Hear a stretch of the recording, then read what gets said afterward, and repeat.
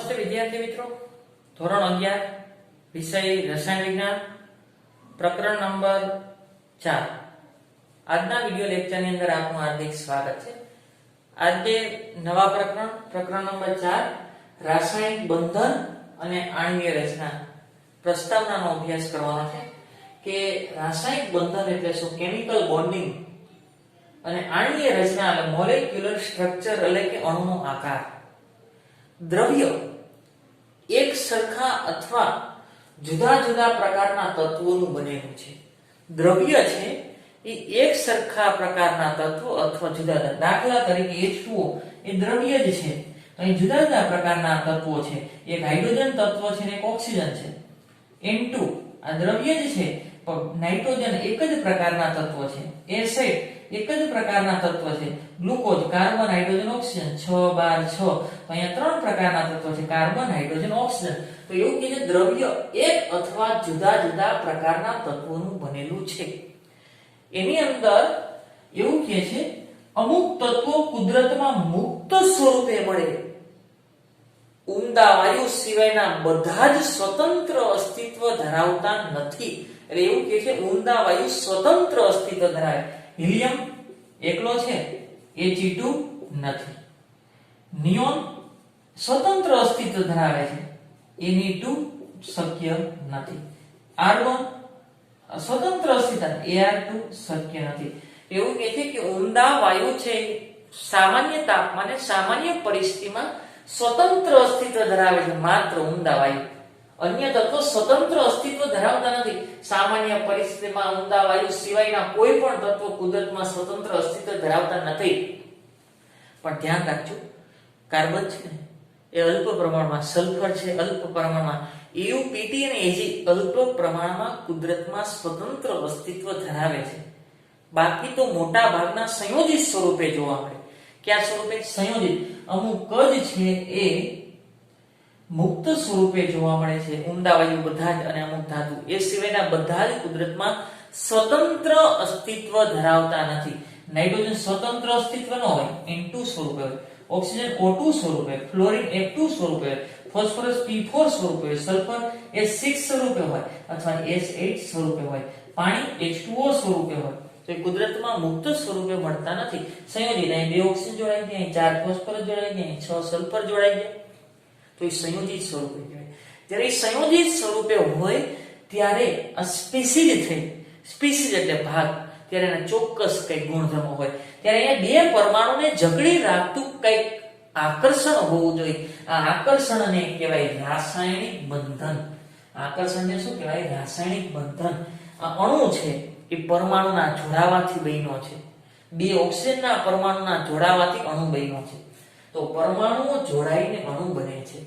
અહીંયા ઓક્સિજન અને હાઇડ્રોજનના પરમાણુ જોડાઈને પાણીનો અણુ બન્યો છે। ત્યારે જુદા જુદા એવું કે છે જુદી જુદી રાસાયણિક સ્પીસીઝ એટલે કે ભાગના જુદા જુદા ઘટકો, અહીં 2 ઓક્સિજનના ઘટકો છે, અહીં 4 ફોસ્ફરસના ઘટકો છે, અહીં 6 સલ્ફરના ઘટકો છે, અહીંયા 1 ઓક્સિજન ને 2 હાઇડ્રોજનના ઘટકો છે। એ પછી પરમાણુ હોઈ શકે, અણુઓ હોઈ શકે, આ એનો એકબીજા સાથે કંઈક જકડી રાખતું કંઈક આકર્ષણ બળ હોય। આ આકર્ષણ બળને શું કહેવાય? રાસાયણિક બંધ। આ 2 હાઇડ્રોજન છે તો એને કંઈક આકર્ષણ બળથી જકડી રાખે, આ બંધ થયો ને એ આકર્ષણ બળને રાસાયણિક બંધ કહેવાય। 2 ઓક્સિજન છે તો ડબલ બંધ થયો હોય, એને જકડી રાખતા આકર્ષણને શું કહેવાય? રાસાયણિક બંધ। અને કંઈક ખાસ લાક્ષણિકતા હોય। આ વાયુ છે, વાયુ સ્વરૂપે હોય, રંગવિહીન હોય, પછી ઇલેક્ટ્રોન ગુમાવી અને દહનશીલ છે, સળગી ઉઠે તેવો, આ દહન પોષક છે, તો દરેકને પોતાના લાક્ષણિક ગુણધર્મો ધરાવતી સ્પીસીઝ બનાવે। સ્પીસીઝ એટલે ભાગ, દરેકના ગુણધર્મો જુદા જુદા હોય। આગળ, હવે દરેક પ્રણાલી વધુ સ્થાયી થવાની વૃત્તિ ધરાવે। હાઇડ્રોજન એકલો ન રહી શકે, એટલે બીજા સાથે ઇલેક્ટ્રોનની ભાગીદારી કરી આકર્ષણ કરીને રાસાયણિક બંધનની રચના કરશે, અને રાસાયણિક બંધ બન્યા પછી એ સ્થિરતા પ્રાપ્ત કરવા પ્રયત્ન કરે, અને સ્થિરતા ત્યારે જ પ્રાપ્ત થાય બંધ નિર્માણ થાય ને એટલે પ્રક્રિયા ઉર્જા છૂટી પડે। બંધને તોડવો હોય ને તો ઉર્જા આપવી પડે, અને બંધ નિર્માણ થાય ને આ 2 ઓક્સિજન વચ્ચે ડબલ બંધ બન્યા, 2 નાઇટ્રોજન વચ્ચે ટ્રિપલ બંધ બન્યા, તો બંધનું નિર્માણ થયું. આ બંધ નિર્માણની ક્રિયા છે ને એ ઉષ્માક્ષેપક છે એટલે છૂટી પડે એટલે આની ઊર્જા ઘટે અને જેમ ઊર્જા ઓછી એમ અણુની સ્થિરતા વધારે.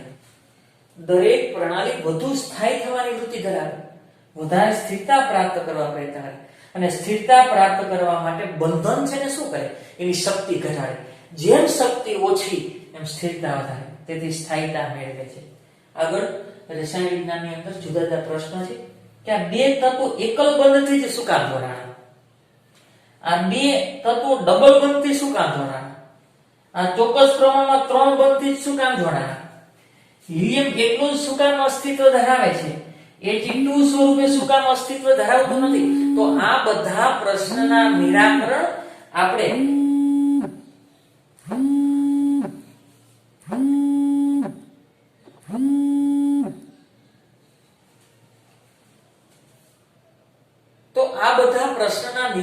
આપણે કોસેલ-લુઈસ અભિગમ, સંયોજકતા કોષ ઇલેક્ટ્રોન યુગ્મ અપાકર્ષણનો સિદ્ધાંત, સંયોજકતા બંધનવાદ એટલે કે વેલેન્સ બોન્ડ થિયરી અને આણ્વીય કક્ષકવાદ સિદ્ધાંત મોલેક્યુલર ઓર્બિટલ થિયરી થી મેળવી શકાય. આ મિથેનનું સૂત્ર છે. મિથેનનું સૂત્ર પણ એનો આકાર આવો ન હોય, એનો આકાર આવો હોય સમચતુષ્ફલકીય. તો એનો આકાર આવો હોઈ શકે પણ આવો નથી. તો આ ચોક્કસ આણ્વીય રચના એ બધા જ પ્રશ્ન અમુક તત્વો સાથે પ્રક્રિયા કરે છે, અમુક તત્વો ચોક્કસ પ્રમાણમાં જ પ્રક્રિયા કરે છે, અમુક પરમાણુ છે અન્ય સાથે જોડાતા નથી અને અમુક જોડાય છે તો ચોક્કસ પ્રમાણમાં જ જોડાઈને ચોક્કસ સંયોજનો બનાવે છે, અન્ય સંયોજનો બનાવતા નથી અને અમુકના આકાર ચોક્કસ હોય, આવો આકાર નથી, આવો આકાર છે. તો આ બધા જ પ્રશ્નના નિરાકરણ કોસેલ-લુઈસ અભિગમ, સંયોજકતા કોષ ઇલેક્ટ્રોન યુગ્મ અપાકર્ષણ, સંયોજકતા બંધનવાદ વેલેન્સ બોન્ડ થિયરી અને આણ્વીય કક્ષકવાદ મોલેક્યુલર ઓર્બિટલ થિયરીની મદદથી નક્કી કરી શકાય. આગળનો ટોપિક છે રાસાયણિક બંધ. હવે રાસાયણિક બંધ બે પ્રકારના હોય, પ્રબળ બંધ અને નિર્બળ બંધ. નિર્બળ બંધ અને બીજું છે પ્રબળ બંધ. પ્રબળ બંધ, નિર્બળ બંધ અને પ્રબળ બંધ. હવે નિર્બળ બંધની અંદર બે આવશે, એક હાઇડ્રોજન બંધ, આંતર આણ્વીય H બંધ. હવે આ માત્ર અણુ વચ્ચે હોય, આ માત્ર અણુ વચ્ચે હોય અને એ માત્ર આકર્ષણ હોય. અને બીજું છે વાન ડર વાલ્સ આકર્ષણ.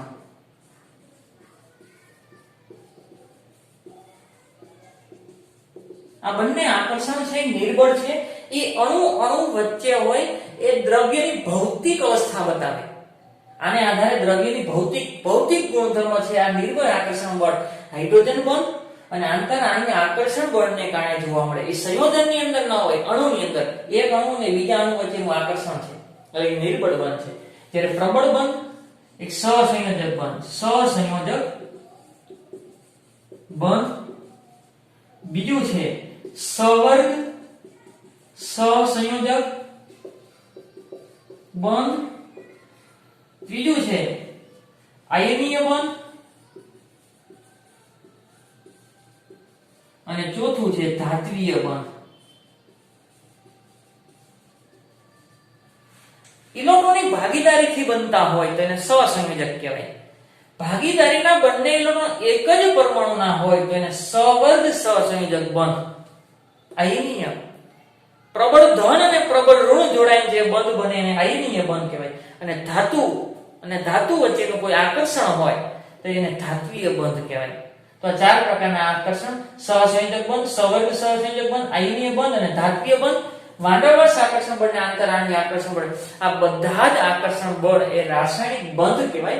અને તેનો આ ચેપ્ટરની અંદર આપણે વિસ્તૃત અભ્યાસ કરવાનો છે અને બેઝિક ચેપ્ટર છે. જો આ ન આવડે તો આના વિના રસાયણ વિજ્ઞાન અધૂરું છે. આગળનો ટોપિક છે રાસાયણિક બંધન અંગે કોસેલ અને લુઈસનો અભિગમ અને ધારણા. રાસાયણિક બંધ બને છે ત્યારે કોસેલ અને લુઈસ વૈજ્ઞાનિક છે, એની અભિગમ, એની ધારણા શું હતી? તો 1916 માં કોસેલ અને લુઈસે સ્વતંત્ર રીતે સ્વતંત્ર રીતે, એટલે આ બંને અલગ અલગ વિજ્ઞાની છે પણ બંનેનો પાયો સરખો હતો. એને બંધન માટે ઇલેક્ટ્રોનના સંદર્ભમાં રાસાયણિક બંધનની સંતોષકારક સમજૂતી આપી.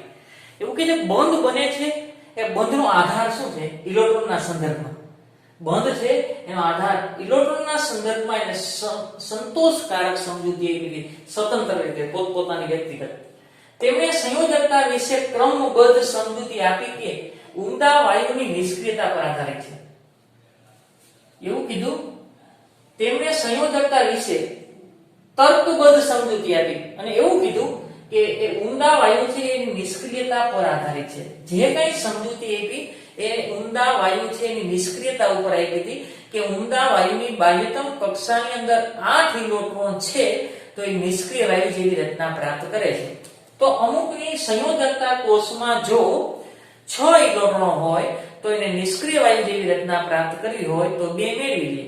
તો એને જે કંઈ સંયોજકતા વિશે માહિતી આપી હતી એ બધી ઊંડા વાયુની નિષ્ક્રિયતા પર આધારિત હતી. એટલે કે નિષ્ક્રિય ન હોય તો મેળવી અથવા ગુમાવી અને નિષ્ક્રિય વાયુ જેવી રચના પ્રાપ્ત કરે.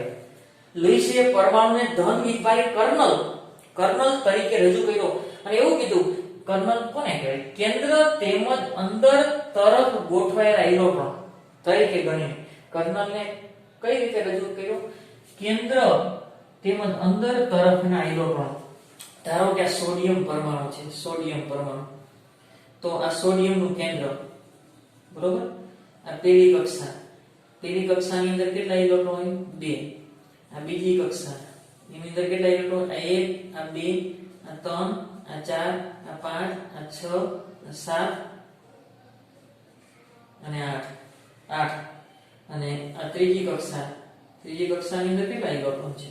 આ 1 ઇલેક્ટ્રોન. તો સોડિયમની ઇલેક્ટ્રોન આ રીતે થાય 2, 8 અને 1. આને સંયોજકતા કક્ષા કહેવાય. શું કહેવાય? સંયોજકતા કક્ષા. અને ઇલેક્ટ્રોનને સંયોજકતા ઇલેક્ટ્રોન કહેવાય. તો એટલા ભાગને પરમાણુ કર્નલ કહેવાય.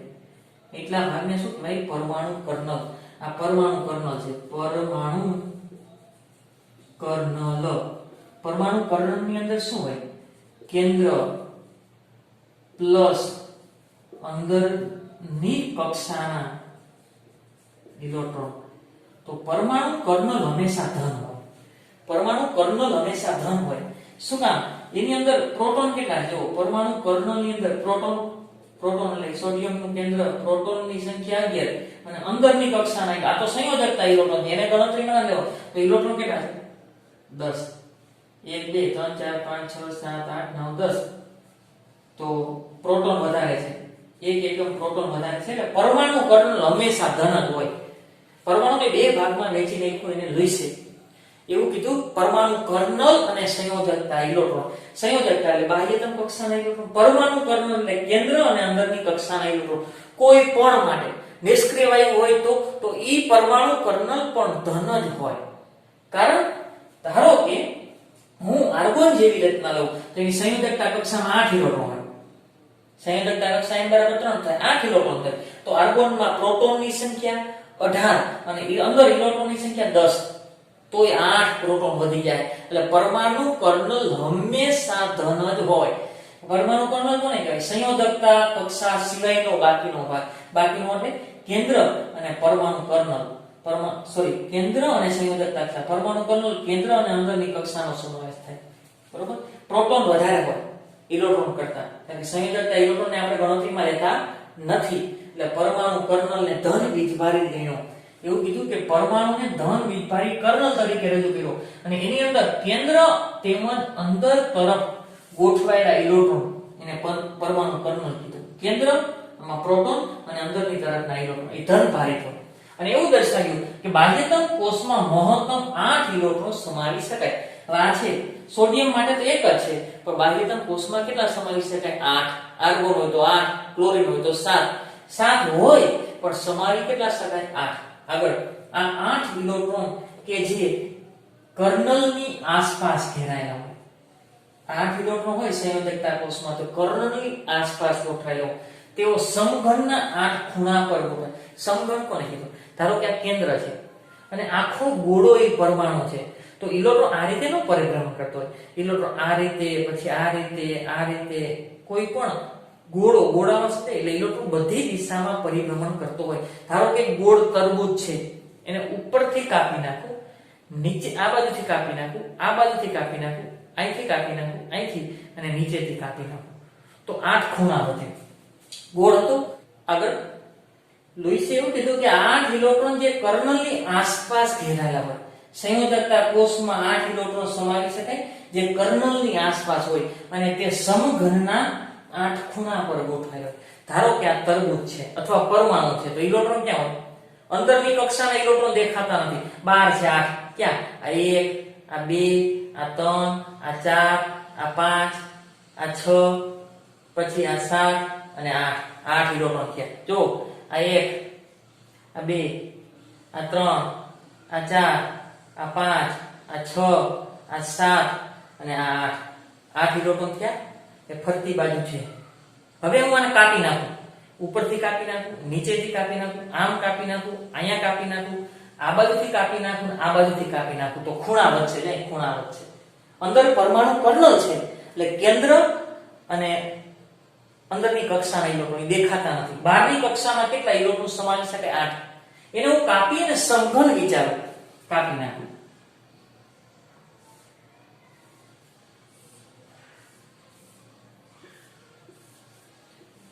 તો એવું કહે છે કર્નલની આસપાસ 8 ઇલેક્ટ્રોન સમાવી શકાય અને એ સમઘનના 8 ખૂણા ઉપર હોય. આ 1, આ 2, આ 3, આ 4, આ 5, આ 6 અને 7 અને 8. 8 ખૂણા ઉપર હોય. એમાં સોડિયમ હોય ને, સોડિયમના કેન્દ્રમાં પ્રોટોન કેટલા હોય? 11. અંદરના ઇલેક્ટ્રોન દેખાડતો નથી, પણ સંયોજકતા ઇલેક્ટ્રોન કેટલા હોય?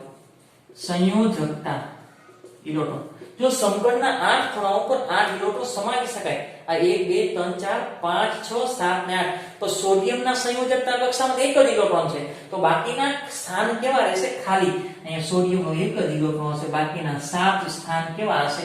ખાલી. આગળ હવે ક્લોરીન માટે વિચારો. શેના માટે? ક્લોરીન માટે.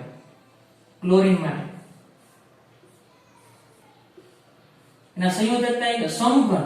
આ પરમાણુ કર્નલ ક્લોરીનનું પરમાણુ કર્નલ એટલે કેન્દ્રની અંદર પ્રોટોન 17 હશે અને અંદરની કક્ષાના ઇલેક્ટ્રોન 10, એટલે પ્રોટોન વધારે એટલે પરમાણુ કર્નલ હંમેશા ધન. સંયોજકતા ઇલેક્ટ્રોન 7. અહીંયા કેટલા છે? 1 હોય ને એ સમઘનના ખૂણા ઉપર હોય અને અહીંયા 7 હોય તો 7 સમઘનના ખૂણા ઉપર 1, આ 2, આ 3, આ 4, આ 5, આ 6 અને 7. એક ખૂણો ખાલી હશે. સોડિયમ બાહ્યતમ કોષમાં ઇલેક્ટ્રોન સમઘનના એક ખૂણા ઉપર હોય, 7 ખૂણા ખાલી હોય. જ્યારે ઊંડા વાયુ હોય તો ઊંડા વાયુમાં 8 ઇલેક્ટ્રોન છે, તો 8 ખૂણા પેક હોય. ઊંડા વાયુ માટે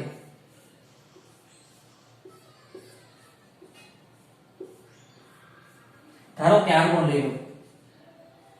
ઊંડા વાયુ સંયોજકતા ઇલેક્ટ્રોન કેટલા થાય? 8.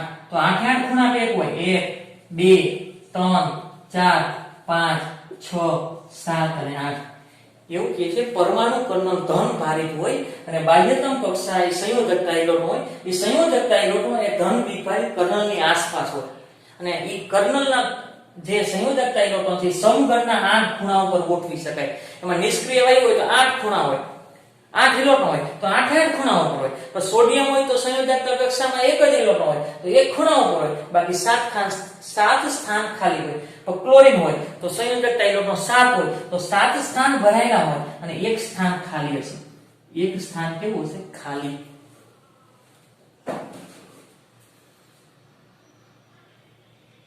આગળનો ટોપિક છે રાસાયણિક બંધ માટે લુઈસની ધારણા.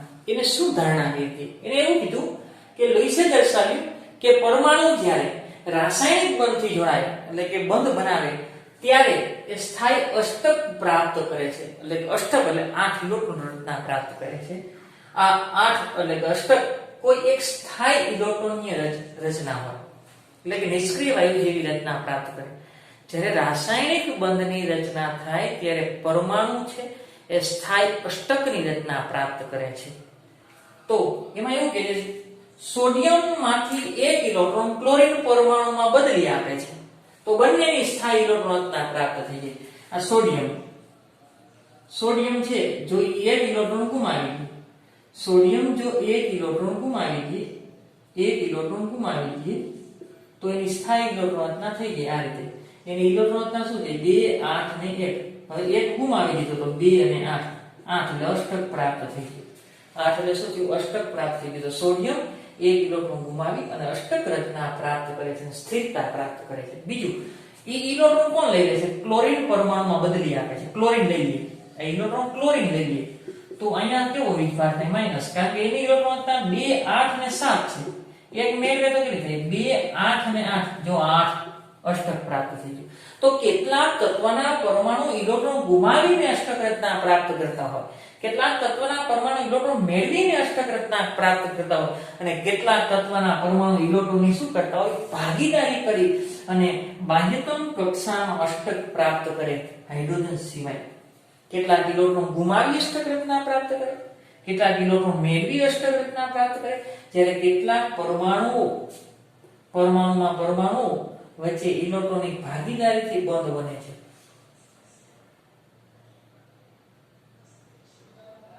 અણુ આવશે વગેરે અણુઓમાં પરમાણુ વચ્ચે ઇલેક્ટ્રોનની ભાગીદારીથી બંધ બને છે. પરિણામે દરેક પરમાણુ ઇલેક્ટ્રોન સ્થાયી બાહ્ય અષ્ટક રચના પ્રાપ્ત કરે. આની વાત કરી હાઇડ્રોજન, આ એક ઇલેક્ટ્રોન બીજા હાઇડ્રોજન હોય ભાગીદારી કરી, 2 થયા 8 ન થયા એટલે અષ્ટક એનું પ્રાપ્ત થતું નથી. એ સિવાયની વાત કરી. ફ્લોરીન બાહ્યતમ કક્ષામાં 7, 1 2 3 4 5 6 ને 7. બીજો ફ્લોરીન 1 2 3 4 5 6 ને 7, આ ભાગીદારી 8. આનું અષ્ટક પ્રાપ્ત થઈ ગયું, આનું અષ્ટક પ્રાપ્ત થઈ ગયું. ક્લોરીનની વાત કરીએ તો ક્લોરીનની બાહ્યતમ કક્ષાની અંદર 7, આ 1 આ 2 આ 3 આ 4 આ 5 આ 6 ને 7. બીજો ક્લોરીન એને ચોકડી દ્વારા દર્શાવું તો 3 આ 4 આ 5 આ 6 ને 7, આ ભાગીદારી થઈ. આને 8 થી દેજો, 1 2 3 4 5 6 આ 7 અને ભાગીદારીનો 8. આના 7 હતા અને એક ભાગીદારીનો 8. બધાની અષ્ટક રચના પ્રાપ્ત થઈ ગઈ. H2 F2 Cl2 વગેરે અણુમાં પરમાણુઓ ઇલેક્ટ્રોનની ભાગીદારી કરીને અષ્ટક રચના પ્રાપ્ત કરે છે. આ ઇલેક્ટ્રોન ગુમાવીને પ્રાપ્ત કરે છે, આ ઇલેક્ટ્રોન મેળવીને રચના પ્રાપ્ત કરે છે. કોની રજૂઆત છે? લુઈસની ધારણા. આગળનો પ્રશ્ન છે રાસાયણિક બંધ માટે લુઈસ સંજ્ઞાઓ. ખાસ ધ્યાન રાખજો, લુઈસ સંજ્ઞા એવું કહે છે જ્યારે રાસાયણિક બંધની રચના થતી હોય ત્યારે બાહ્યતમ કોષના ઇલેક્ટ્રોન જ રાસાયણિક સંયોગીકરણમાં ભાગ લે છે. એને સંયોજકતા ઇલેક્ટ્રોન કહેવાય. એટલે કે બંધ બને છે ત્યારે સંયોજકતા ઇલેક્ટ્રોન જ ભાગ લે છે. સંયોજકતા ઇલેક્ટ્રોન એટલે બાહ્યતમ કક્ષાના ઇલેક્ટ્રોન. તો પાછળ એવું કીધું કે અંદરની કક્ષાના ઇલેક્ટ્રોન શું કામ ભાગ નથી લેતા? એ રક્ષિત હોય, એટલે કે કેન્દ્ર પ્રત્યેનું આકર્ષણ એનું વધારે હોય એટલે એ ભાગ લેતા નથી. તેથી લુઈસે દર્શાવ્યું કે જે રાસાયણિક પ્રક્રિયામાં માત્ર જો સંયોજકતા ઇલેક્ટ્રોન જ ભાગ લેતા હોય તો પરમાણુની આસપાસ એના સંયોજકતા ઇલેક્ટ્રોનની ગોઠવણી એને શું કહેવાય? લુઈસ સંજ્ઞા. પરમાણુમાં તેની બાહ્યતમ કક્ષા એટલે કે સંયોજકતા ઇલેક્ટ્રોનની ગોઠવણી એને શું કહેવાય? લુઈસ સંજ્ઞા. એવું કીધું અણુની રચના થાય ત્યારે બે પરમાણુ ભેગા થતા હોય ત્યારે બાહ્ય કોષના ઇલેક્ટ્રોનો જ રાસાયણિક સંયોગીકરણમાં ભાગ લે છે. દાખલા તરીકે H2 બને, Cl2 બને, F2 બને તો અંદરની કક્ષાના ઇલેક્ટ્રોન ભાગ લેતા નથી, બાહ્યતમ કોષના ઇલેક્ટ્રોન જ ભાગ લે છે. જ્યારે અંદરના કોષના ઇલેક્ટ્રોન ખૂબ જ રક્ષિત થયેલા હોય તેથી તે ભાગ લેતા નથી. રક્ષિત એટલે કેન્દ્ર પ્રત્યેનું આકર્ષણ વધારે હોય. ધારો કે આ ક્લોરીન છે Cl, તો કેન્દ્ર આ બે ઇલેક્ટ્રોન, આ બીજું આ 1 આ 2 આ 3 આ 4 આ 5 6 ને 7 અને 8, આ ત્રીજું ક્લોરીન આ 1 આ 2 આ 3 આ 4 આ 5 આ 6 અને 7 આ ક્લોરીન છે ને. તો આ બીજો ક્લોરીનનો અણુ હોય ને, બીજો ક્લોરીનનો, તો આ જ ઇલેક્ટ્રોન ભાગીદારી થાય. આ ક્લોરીન આ બાહ્યતમ કોષના ઇલેક્ટ્રોન ભાગ લીધા, અંદરની કોષના ઇલેક્ટ્રોન ભાગ લેતા નથી કારણ કે એનું કેન્દ્ર પ્રત્યેનું આકર્ષણ વધારે હોય એટલે રક્ષિત કહેવાય. કેન્દ્ર પ્રત્યેનું આકર્ષણ વધારે છે એટલે એને શું કહેવાય? રક્ષિત. એટલે બાહ્યતમ કક્ષાના ઇલેક્ટ્રોન જ ભાગ લે છે. અમેરિકન વિજ્ઞાની G.N. લુઈસ પરમાણુના સંયોજકતા ઇલેક્ટ્રોન દર્શાવવા માટે એક સંકેતો દાખલ કર્યો. એ સંકેતને શું કહેવાય? લુઈસ સંજ્ઞા. બીજા આવર્તના તત્વોની વાત કરી. બીજા આવર્તના તત્વો. બીજા આવર્તના તત્વો, પ્રથમ તત્વ લિથિયમ. લિથિયમ પરમાણુ ક્રમાંક 3 અને ઇલેક્ટ્રોન રચના છે. ઇલેક્ટ્રોન રચના. ઇલેક્ટ્રોન રચના શું છે? 2 2 અને 1. તો બાહ્યતમ કક્ષામાં કેટલા થાય? 1. તો આ રીતે આને લુઈસ સંજ્ઞા થાય. લુઈસ સંજ્ઞા. અહીં 1 ઇલેક્ટ્રોન દર્શાવું ને એની લુઈસ સંજ્ઞા થાય. આગળ બીજું તત્વ બેરિલિયમ પરમાણુ ક્રમાંક 4. ઇલેક્ટ્રોન રચના શું થાય? 2 અને 2. તો બાહ્યતમ કક્ષામાં કેટલા થાય? 2. એને પરમાણુની આસપાસ ગોઠવણી કરી દો. આ બેરિલિયમની લુઈસ સંજ્ઞા થઈ ગઈ. આગળ પરમાણુ ક્રમાંક 5 બોરોન. ઇલેક્ટ્રોન રચના 2 અને 3. બાહ્યતમ કક્ષામાં 3. તો બોરોન આ 1 આ 2 અને 3 આ બોરોનની લુઈસ સંજ્ઞા થઈ. આગળ કાર્બન પરમાણુ ક્રમાંક 6. તો ઇલેક્ટ્રોન રચના 2 અને 4. બાહ્યતમ કક્ષાની અંદર 4. તો કાર્બન આ 1 આ 2 આ 3 અને 4. આ કાર્બનની લુઈસ સંજ્ઞા થઈ. આગળ જો નાઇટ્રોજન હોય તો પરમાણુ ક્રમાંક 7. ઇલેક્ટ્રોન રચના 2 અને 5. બાહ્યતમ કક્ષાની અંદર 5. એ 5 કઈ રીતે હોય? 2s માં 2 અને 2p માં 3. આપણે ઇલેક્ટ્રોન રચના ભણી ગયા છે. નાઇટ્રોજન 5 છે તો આ 1 આ 2 આ 3 આ 4 ને 5 આ પરમાણુની આસપાસ આ રીતે ગોઠવણી. એને શું કહેવાય? લુઈસ સંજ્ઞા. ક્યાં ઇલેક્ટ્રોન ગોઠવણી કરી છે? સંયોજકતા ઇલેક્ટ્રોન. આની મદદથી સંયોજકતાની ગણતરી કરી શકાય. જો ફ્લોરિન ઓક્સિજન હોય પરમાણુ ક્રમાંક 8 2 અને 6 સંયોજકતામાં 8 સોરી 6 ઓક્સિજન આ 1 આ 2 આ 3 આ 4 આ 5 અને 6. આગળ ફ્લોરિનની વાત કરીએ તો પરમાણુ ક્રમાંક 9 2 અને 7 17મો સમૂહ છે 7. તો ફ્લોરિન આ 1 આ 2 આ 3 આ 4 આ 5 આ 6 અને 7. અને નિયોન માટે વાત કરીએ તો પરમાણુ ક્રમાંક 10. તો 2 અને 8. બાહ્યતમ કક્ષાની અંદર 8 છે તો નિયોન આ 1 આ 2 આ 3 આ 4 5 6 7 અને 8. આ નિયોનની શું થઈ? લુઈસ બિંદુ નિરૂપણ. હવે તમને એમ પૂછે સિલિકોન નું તો સિલિકોન 14મા સમૂહનો છે તો બેયના સરખા જ થાય. આ 1 આ 2 આ 3 અને 4.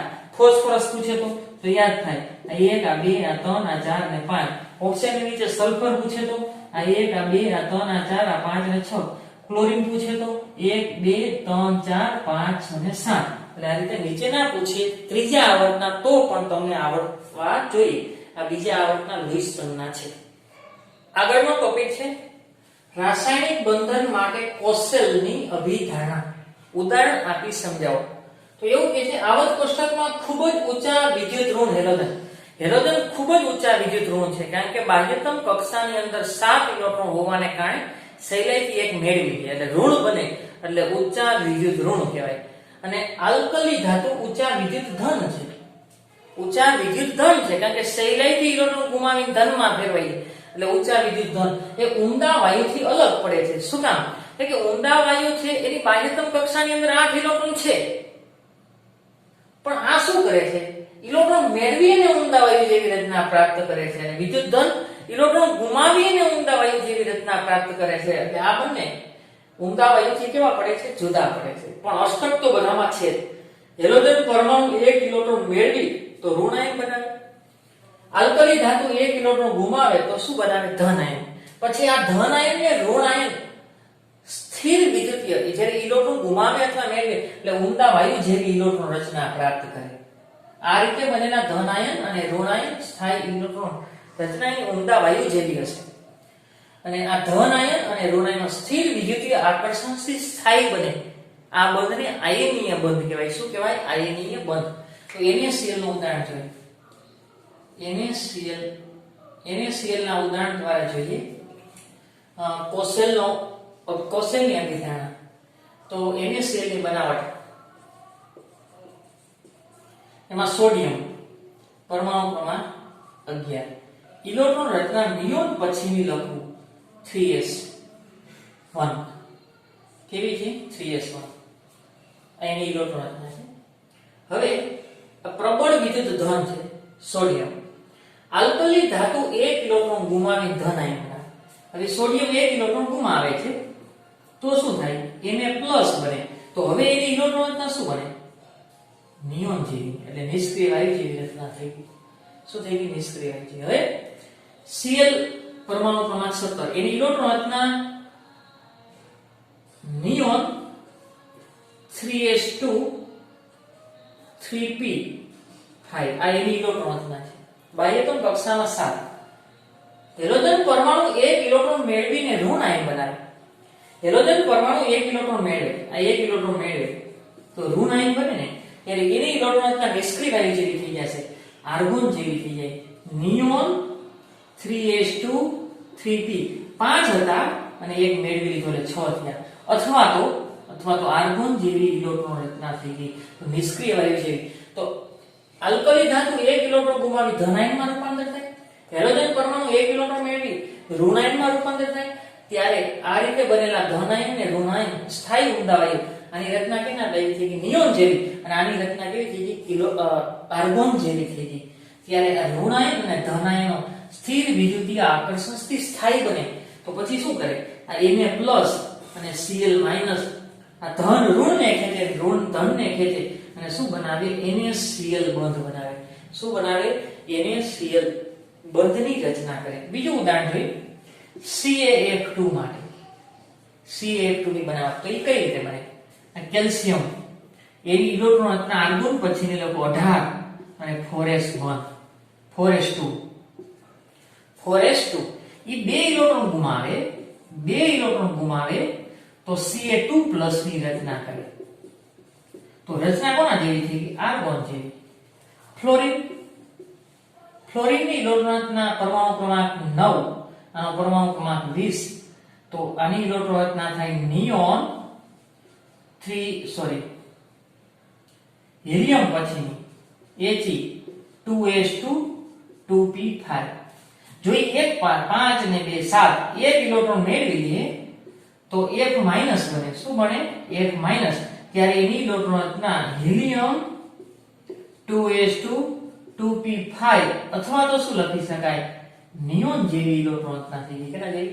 તો આ ધન આ પરમાણુ ઇલેક્ટ્રોન ગુમાવી અને નિષ્ક્રિય વાયુ જેવી રચના પ્રાપ્ત કરે છે. આ ઇલેક્ટ્રોન મેળવી ઋણ આયન બને છે, નિષ્ક્રિય વાયુ જેવી રચના પ્રાપ્ત કરે. અને આ બંને સ્થિર વિદ્યુતીય આકર્ષણથી જોડાય. આ Ca2+ તો ફ્લોરીન કેટલા કરે? 2 માઈનસ અને શું બનાવે? CaF2 સ્થિર વિદ્યુતીય આકર્ષણથી જોડાય. આ બંધને આયનીય બંધ કહેવાય. શું કહેવાય? આયનીય બંધ. પ્રશ્ન કન્ટિન્યુ છે.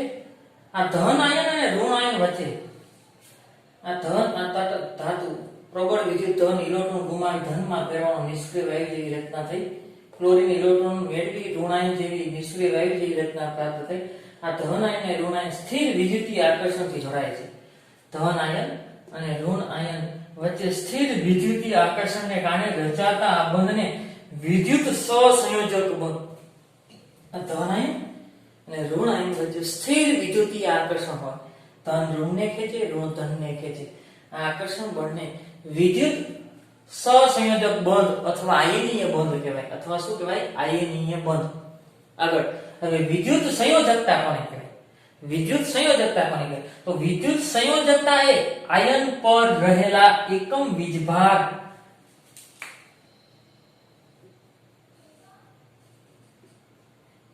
વીજભારની સંખ્યા બતાવે છે. વિદ્યુત સંયોજકતા વિદ્યુત સહસંયોજક બંધ કહેવાય. પણ વિદ્યુત સંયોજકતા કેટલી હોય? તો આયન પર રહેલા એકમ વીજભારની સંખ્યા છે. ધારો કે NaCl છે તો એની ઉપર આયન ઉપર કેટલો વીજભાર છે? +1 તો એની વિદ્યુત સંયોજકતા 1 કહેવાય અથવા +1 કહેવાય. પછી Ca2+ હોય તો એની વિદ્યુત સંયોજકતા +2. પછી Al3+ હોય તો એની વિદ્યુત સંયોજકતા 3 અથવા +3 તરીકે ઓળખી શકાય. આગળ કોશેલે રજૂ કરેલી આ અભિધારણા શું હતી? કે આલ્કલી ધાતુ ઇલેક્ટ્રોન ગુમાવી ધનમાં ફેરવાય, હેલોજન તત્વ ઇલેક્ટ્રોન મેળવી ઋણમાં ફેરવાય, બંને નિષ્ક્રિય વાયુ જેવી રચના પ્રાપ્ત કરે. ધન આયન અને ઋણ આયન ઇલેક્ટ્રોન આકર્ષાય, ધન આયન અને ઋણ આયન આકર્ષાય સ્થિર વિદ્યુતીય આકર્ષણથી બંધ બનાવે. તેને શું કહેવાય? વિદ્યુત સહસંયોજક બંધ. આ એની ધારણા હતી. આ અભિધારણા ઇલેક્ટ્રોનની હેરફેર વડે આયનની બનાવટ અને આયનની સ્ફટિક સંયોજનમાં ઇલેક્ટ્રોનની હેરફેર થઈ છે. જો આને ઇલેક્ટ્રોન ગુમાવ્યું ને યાને મેળવ્યું છે, ગુમાવ્યું યાને મેળવ્યું છે.